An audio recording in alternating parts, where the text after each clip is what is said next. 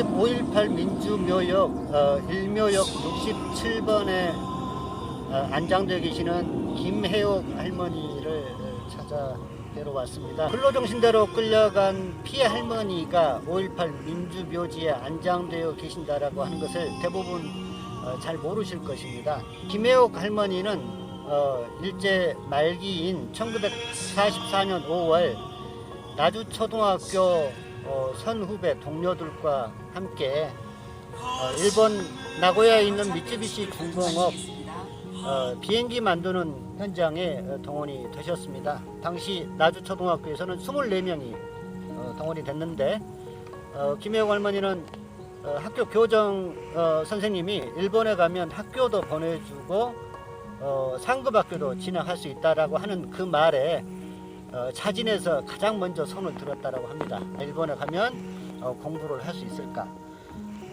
일본에 갔지만 전혀 상황이 틀렸었죠.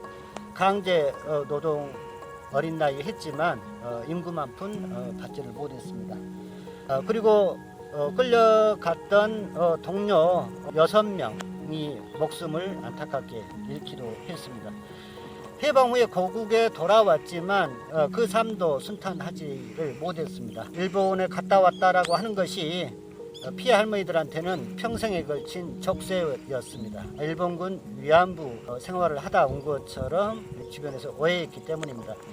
특히나 이제 안타까웠던 것은 아드님으로부터의 오해였습니다. 그때는 대부분 상황을 알지를 못했기 때문에 한참 청소년 시절에 아드님이 이제 오해를 하게 됐고 이제 모자 간의 갈등도 없지 않았습니다. 그러는 도중에 2003년 일본 나고야 소송지원회가 연극 봉선화 공연을 하게 되는 자리에 어머님을 모시고 동행을 하게 됐는데 그 연극 공연을 보면서 일본의 양심 믿는 그 시민들이 피해 할머니들의 소송을 물심양면으로 지원하고 또 할머니가 위안부가 아니라 역사의 또 다른 피해자라고 하는 것을 알고 할머님의 삶을 이해하게 됐습니다. 할머니는 수녀가 되고 싶은 어릴 적 꿈이 있었습니다. 그런데 일본 나고야 공장에서 페인트 칠을 하는 일을 주로 했는데 몸에 그 후유증이 있어서 수녀가 되기는 어려웠었습니다. 양금덕 할머니를 비롯해서 동료들과 함께 1999년 일본 정부와 미쯔비시를 상대로 해서 소송을 하게 됐었는데 김혜옥 할머니는 수없이 일본을 왔다 갔다 하면서 누구보다도 열심히 앞장서서 싸웠었습니다. 안타깝게도 그 소송은 2008년 일본 최고재판소에서 최종 패소하고 말았습니다. 할머니는 그 소송을 끝으로 그 이듬해 2009년 7월 별세하시게 되셨습니다. 생전의 한을 이루지를 못했습니다.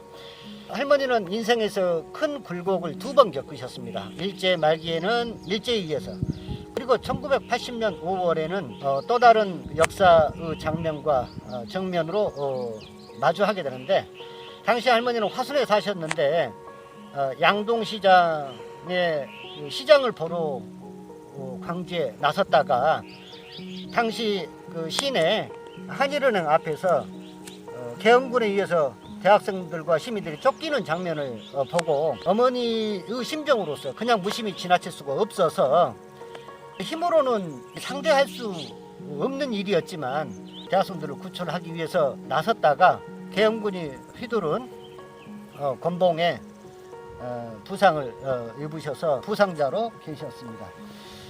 여성의 몸으로 그 젊은 군인들을 상대한다는 것이 정말 쉽지 않은 일이었지만 불의 앞에서 뒤돌아보지도 않고 뛰어들었던 마음들이 5.18 당시 광주 시민들이었고 지금의 역사를 만들었던 것 아닌가 다시 한번 되돌아봅니다.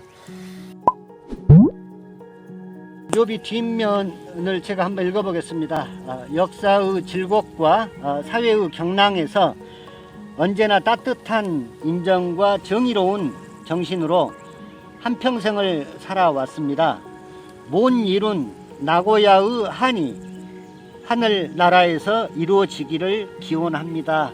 생전에 뜻을 이루지는 못했지만 같이 싸웠던 피해 할머니들이 다시 한국에서 소송을 일으켜서 결국 2018년 대법원을 할머니로부터 최종 승소하게 되는 그 한 밑바탕에 할머니의 삶과 투쟁이 있었습니다. 5.18 41주년을 맞아서 또 하나의 역사를 이뤄왔던 김혜옥 할머니를 다시 생각하게 됩니다.